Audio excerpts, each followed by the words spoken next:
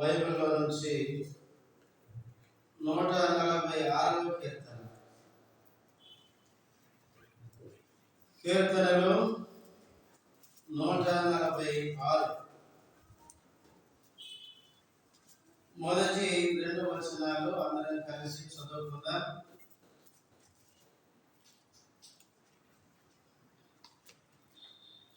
యెహోవాను స్తుతించుడి, నా ప్రాణమా యెహోవాను సన్నుతింపుము. నా జీవిత కాలమంతయు నేను యెహోవాను స్తుతించెదను. నేను బ్రతుకు కాలమంతయు నా దేవుని కీర్తించెదను. ప్రార్థన చేసుకుందాం.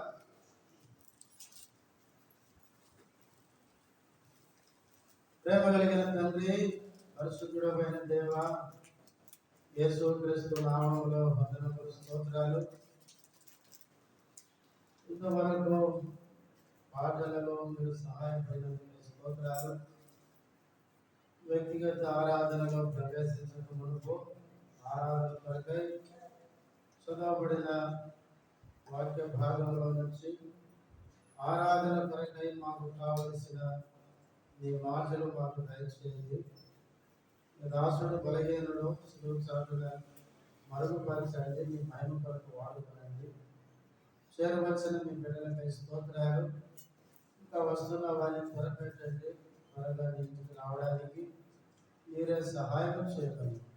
యేసుక్రీస్తు నామములో స్తుతించి ప్రార్థిస్తున్నాము తండ్రి, ఆమేన్.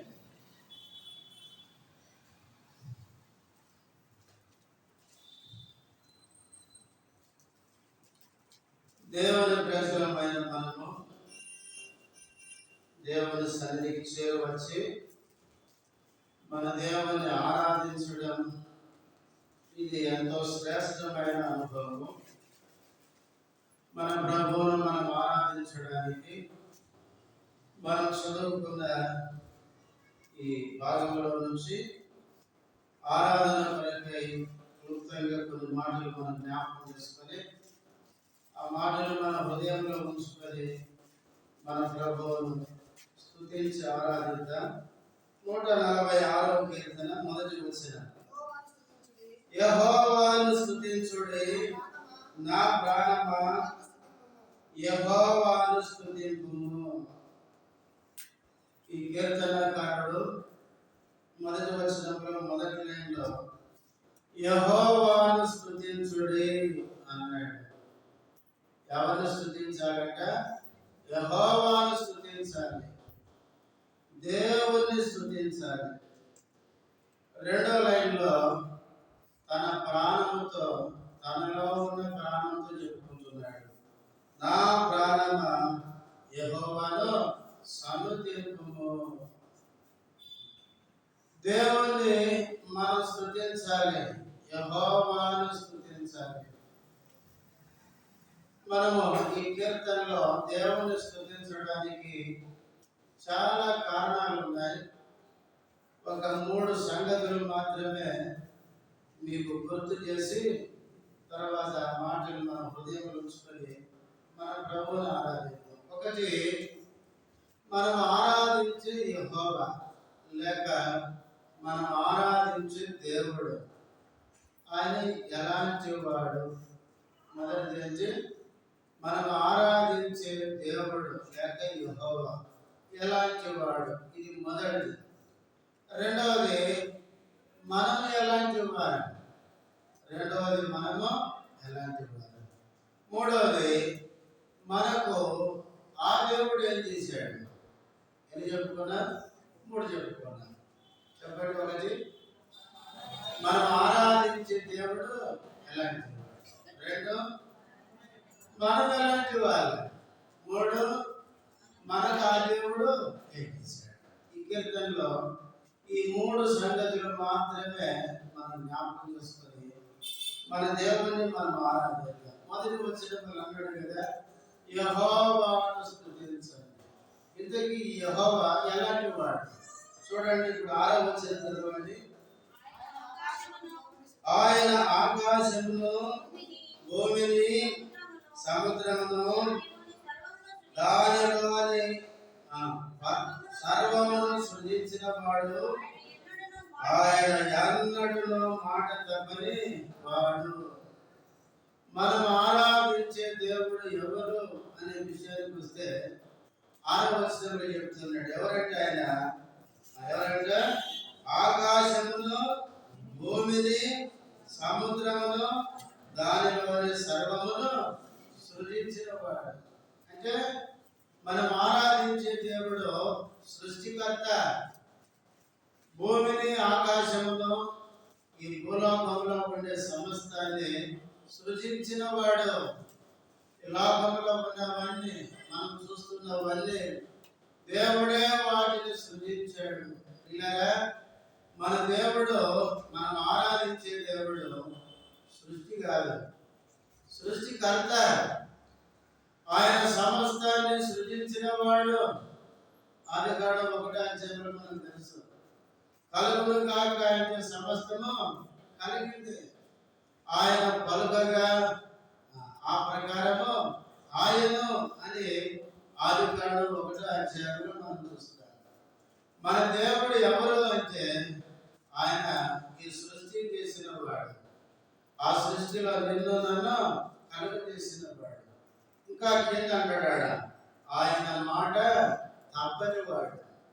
దేవుడు ఒక మాట ఇస్తే ఆ మాట నిలబెట్టుకుంటాడు.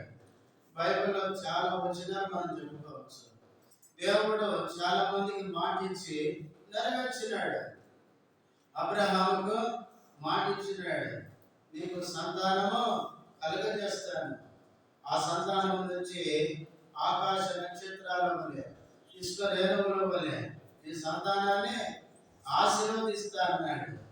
చెప్పినట్లే చేసినాడు. అలాగే ఇశ్రాయేలు ప్రజల్ని ఐగుప్తు నుంచి విడిపించాడు. కనాను దేశాన్ని ఇస్తానని చెప్పినాడు. చెప్పినట్లే ఇశ్రాయేలు ప్రజలు ఎన్ని అవిధేయతలు చూపించినా ప్రేమ కలిగిన దేవుడు ఆయన వాగ్దానము ఇచ్చి నెరవేర్చినాడు. అలాగే దావీదుతో వాగ్దానం చేశాడు, నిన్ను బట్టి నీ సంతానంలో ఒకడు ఇశ్రాయేలుల మీద రాజుగా ఉండకుండా మానడు అన్నాడు. కాబట్టి దేవుడు దావీదుతో చెప్పినట్లే రాజులు చెడిపోయినా దేవుడు మాట చేశాడు, ఆయన నిలబెట్టుకున్నాడు. అలాగే ప్రియులారా, మన దేవుడు మాట తప్పని దేవుడు. మనం ఆరాధించే దేవుడు ఎలాంటి వాడు అంటే ఈ సృష్టి చేసిన వాడు. మనకు మాట ఇస్తే అన్నాడు తప్పని వాడు. తర్వాత 146వ కీర్తన 10వ వచనం, యెహోవా నిరంతరము యేలును సీయోనును, నీ దేవుడు తరములన్నిటను రాజ్యం చేయుచున్నాడు చేయును, యెహోవాను స్తుతించుడి. యెహోవా ఎలాంటి వాడంటే, ఎవరంటే 10వ వచనంలో యెహోవా నిరంతరము యేలును. మన దేవుడు నిరంతరం ఏలే దేవుడు. కింద అంటాడు, సీయోను నీ దేవుడు తరములన్నిటిలో ఏం చేస్తున్నాడు, రాజ్యం చేయును. మన దేవుడు ఎల్లప్పుడూ నిరంతరము రాజ్యం చేస్తున్నాడు. ఆయన రాజు. సకల యుగాలలో ఆయన ఎవరు, రాజు. యుగ యుగములు తరతరాలుగా ఆయన రాజు. అందుకే ప్రియులారా, దేవుడు ఏలుస్తున్నాడు. సృష్టి చేశాడు, సృష్టిలో సమస్తాన్ని చేశాడు. అంతేకాదు ఈ సృష్టి అంతటిని ఆయన ఏలుస్తున్నాడు. ఆయన ఏలేవాడు. ఏలేవాడు అంటే రాజు. ఇప్పుడు చూడండి, మనం లోకంలో రాజుని చూస్తాం. ఒక్కొక్క రాజు ఒక ప్రాంతానికి రాజుగా ఉంటాడు, అధికారిగా ఉంటాడు. మన దేవుడైతే ప్రపంచమంతటికి రాజు. ఇలా సర్వభూమికి ఆయన రాజు అయి ఉన్నాడని బైబిల్లో చదువుతారు. కాబట్టి యెహోవా, మనం ఆరాధించే దేవుడు ఎవరు అంటే మనం 2 వచనాలు చదువుకున్నాం. ఆయన భూమి ఆకాశములు సమస్తాన్ని సృష్టించిన వాడు. ఆయన మాట తప్పడు. అంతేకాదు ఆయన నిరంతరం ఏడుతున్నాడు. ఆయన రాజుగా సమస్తాన్ని ఎల్లప్పుడూ ఏడుతున్నాడు. అలాంటి దేవుణ్ణి మనం ఏం చేస్తున్నాం? ఆరాధిస్తున్నాం. ఇక రెండవది, మనమెవరు? దేవుడేమో సృష్టి చేసిన వాడు, మాట తప్పని వాడు, నిరంతరం ఈ సృష్టిని ఏరేవాడుగా చదువుకున్నాడు. మరి మనమెవరము అంటే ఇప్పుడు చూడండి 4వ వచనం, వారి ప్రాణము వెడలిపోవును, వారు మంచి పాలగుదురు, వారి సంకల్పములు నాడే నశించును. 4వ వచనంలో రెండవది మనమెవరము చెప్తున్నాడు ఈ కీర్తనకారుడు. అన్నారన్నమాట, మన ప్రాణం ఏమవుతుంది? వెడలిపోతుంది. మన మంటిలో కలిసిపోయే వాళ్ళు. ఈరోజు ఉన్న వాళ్ళు రేపు ఉంటారో లేదో. ప్రియులారా, మనం ఎలాంటి వాళ్ళమంటే మన ప్రాణం విడిచే వాళ్ళం. మన ప్రాణం వెడలిపోతుంది, మన మట్టిలో కలిసిపోయే వాళ్ళం. ఈరోజు ఉన్నాం, తర్వాత ఉంటామో మనకు తెలియదు. మన ప్రాణం పోయేటప్పుడు చెప్పండి, మన ప్రాణాన్ని మనం ఏం చేయలేము, రక్షించుకోలేము. చూడండి, మీకు ఒక మాట గుర్తు చేస్తాను. యోబు గ్రంథం 22వ అధ్యాయం. యోబు గ్రంథం 22వ అధ్యాయం.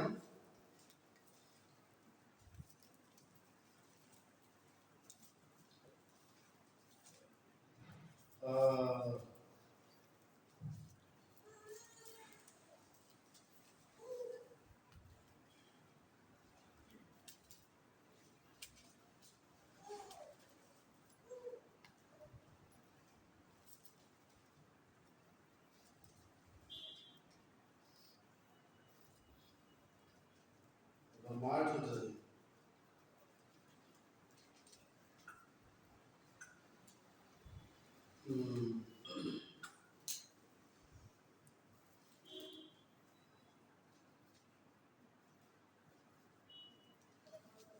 ఎన్నో అధ్యాయంలో అది కాదమ్మా, ఒక మాట ఉంటుంది. ప్రాణం పోయేటప్పుడు ప్రాణాన్ని రక్షించుకోలేరు అనే మాట ఉంటుంది.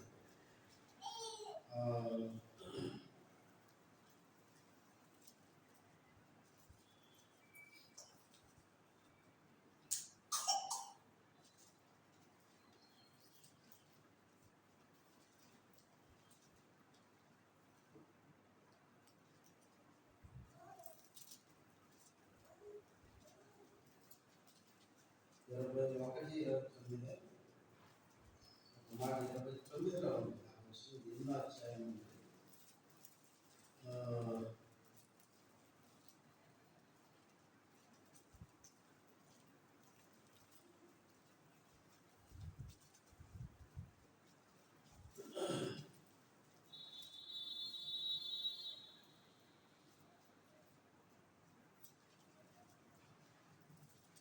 సరే, ఒక మాట ఉంటుంది. ఏమనంటే, ప్రాణం పోయేటప్పుడు ఏం చేయాలంట?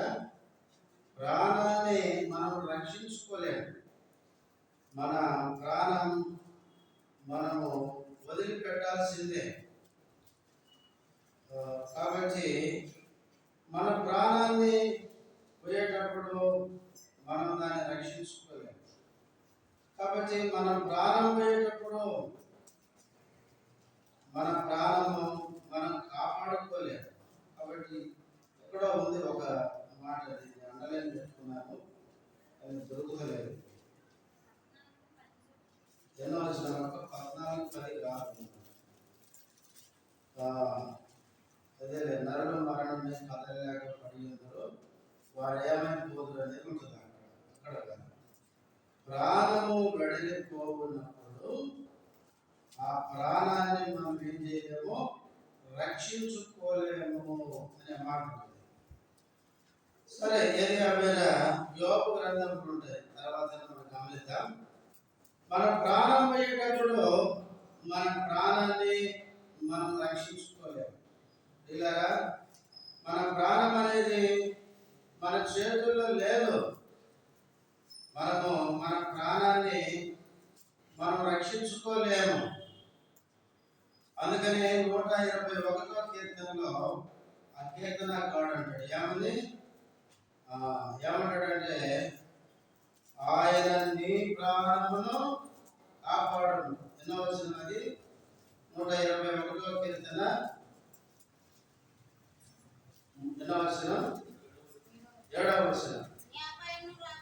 ఏ అపాయములు రాకుండా యెహోవా నిన్ను కాపాడును, ఆయన నీ ప్రాణము. యోబు గ్రంథం 21వ అధ్యాయం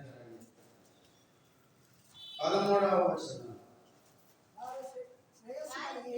వారు శ్రేయస్సు కలిగి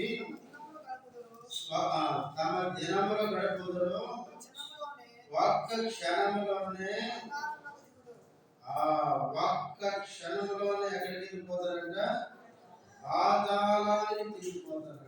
మనిషి ఎలాంటి వాడంటే, శ్రేయస్సు కలిగి మంచిగా ఉన్న ఒక్క సెకనులోనే ఏమన్నాడు? క్షణములోనే ఎక్కడికి పోతారంట?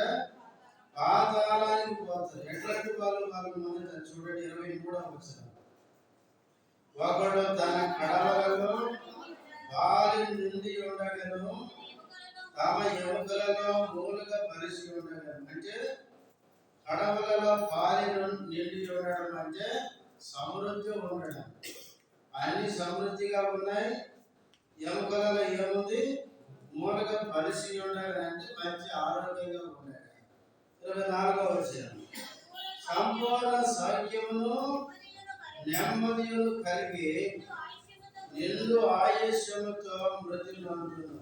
సంపూర్ణ సౌఖ్యం ఉన్న, నెమ్మది కలిగి ఉన్న తర్వాత ఏం కావాలంటే చనిపోవలసిందే.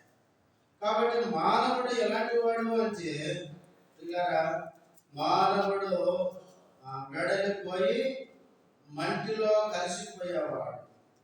మానవుడు చనిపోయేవాడు. కాబట్టి పిల్లరా, మానవుడు ఈ రోజు ఉంటాడు, రేపు ఉండకుండా పోయేవాడు. మన ప్రాణం పోయేటప్పుడు మనం ఏం చేయాలి? ప్రసంగి గ్రంథంలో అంటాడు, ఏమంటాడు? చూడండి, ప్రసంగి గ్రంథం 9వ అధ్యాయం. ప్రసంగి గ్రంథం 8వ అధ్యాయం 8వ వచనం.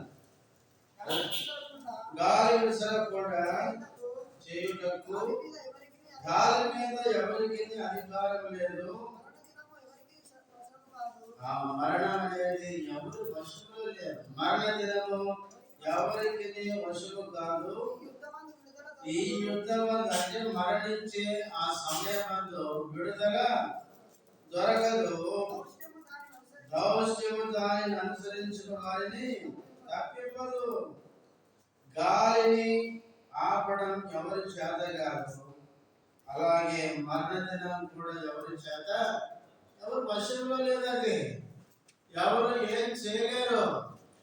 మనకు తెలుసు, గొప్ప గొప్ప వాళ్ళు ఈ భూమి మీద పుట్టారు, చివరికి వాళ్ళు గడలు పోయి మధ్యలో కలిసిపోయినారు.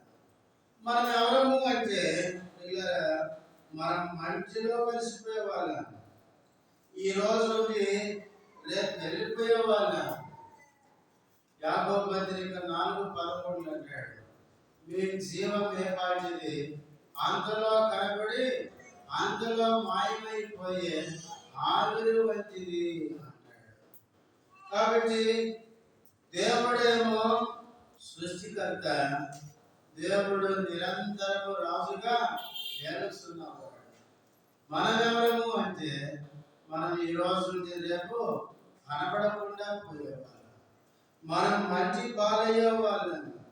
మనం ఎప్పుడు ఏమైపోతామో తెలియదు. అయితే ఇలాంటి గడలిపోయే మనను సృష్టికర్త అయిన దేవుడు ఏం చేశాడు? ప్రేమించాడు. వాస్తవంగా దేవుడు ఎంతో గొప్పవాడు, దేవుడు ఎంతో ఉన్నతమైన వాడు. విషయకాలంలో అంటాడు, నన్ను ఎవరితో పోల్చుదురు అంటాడు. దేవుడితో ఎవరు పోల్చుకోలేరు. అలాంటి గొప్ప దేవుడు, అలాంటి దేవుడు. 8వ కీర్తనలో దావీదు అంటాడు, నీవు మనుషుని జ్ఞాపకం చేసుకున్నట్టు వాడు ఏపాటి వాడు? మానవుడు ఏపాటి వాడు? మనిషిని జ్ఞాపకం చేసుకోవడానికి మనిషి తగినోడు కాదు. అయినా సృష్టికర్త అయిన దేవుడు వెడలిపోయే మట్టి పాలయ్యే ఈ మనిషిని జ్ఞాపకం చేసుకున్నాడు. ఈ మానవుడు చనిపోయిన తర్వాత మట్టిలో కలిసిపోయి నిత్య నాశనానికి, నరకానికి వెళ్ళవలసి ఉన్నది.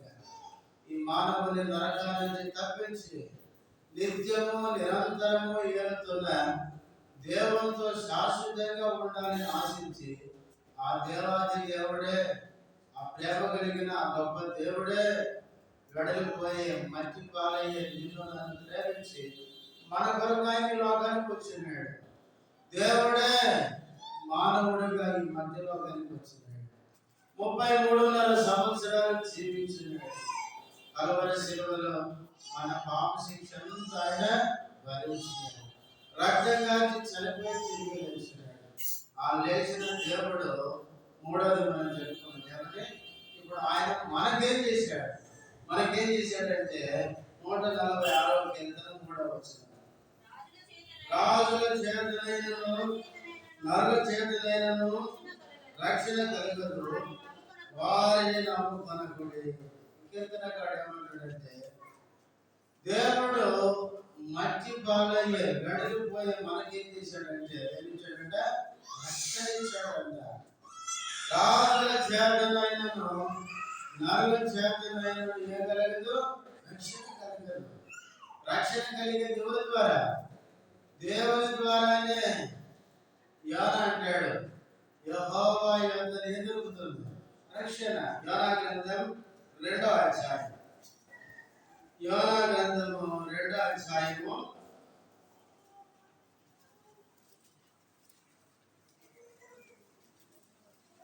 8వ వచనం,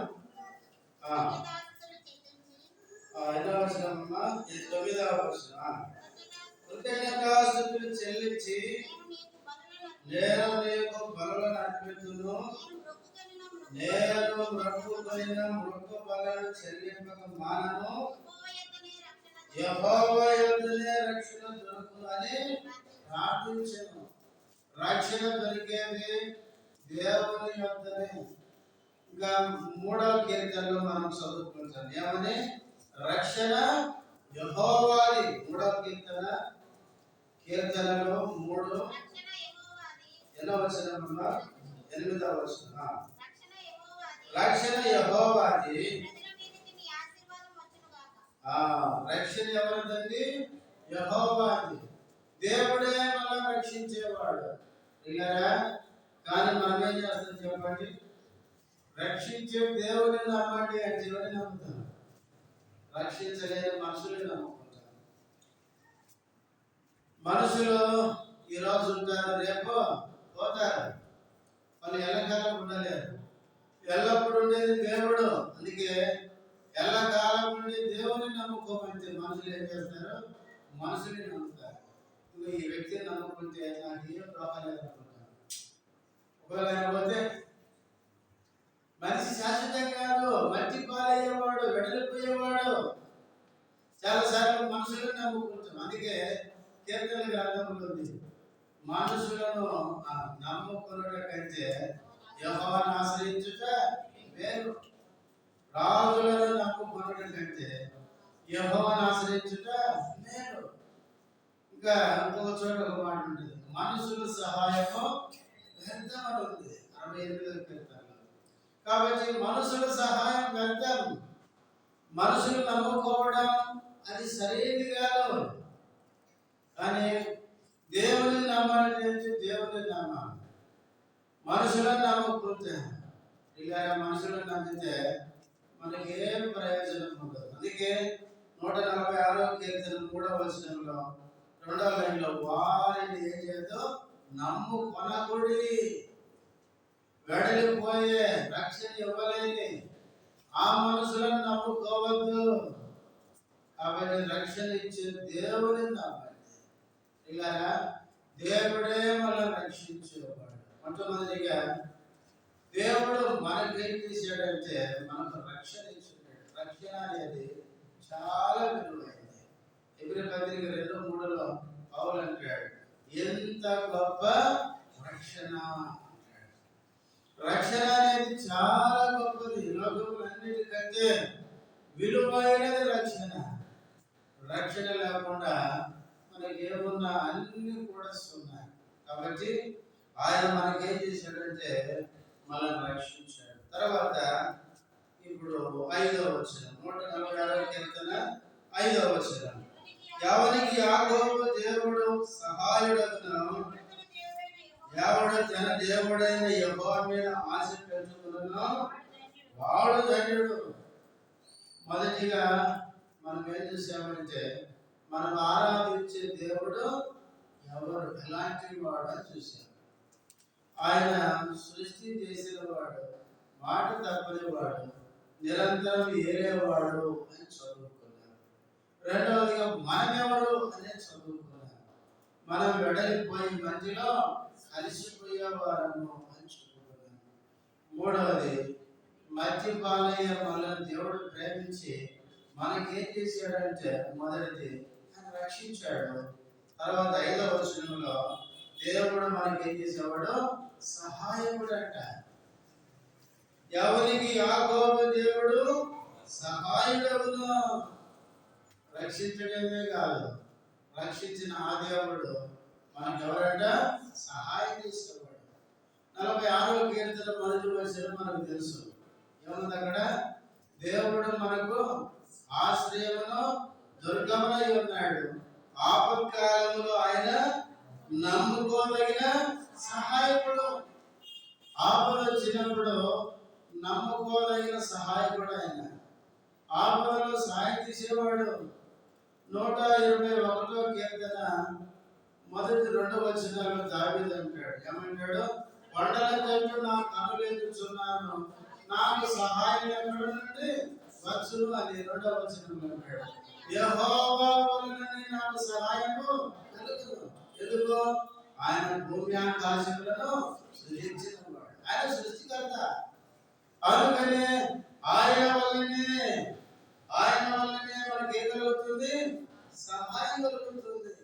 ఇలా మన దేవుడు మనకు సహాయం చేసేవాడు. అందుకే యెషయా గ్రంథంలో ఇశ్రాయేలు దేవుడు అంటాడు, యాకోబు ఓ ఇశ్రాయేలు భయపడకము, నేను నీకు సహాయం చేసేదనని నీ కుడి చేతిని పట్టుకొని ఉన్నాను అన్నాడు. కాబట్టి మన దేవుడు మనకేం చేసేవాడంటే సహాయం చేసేవాడు.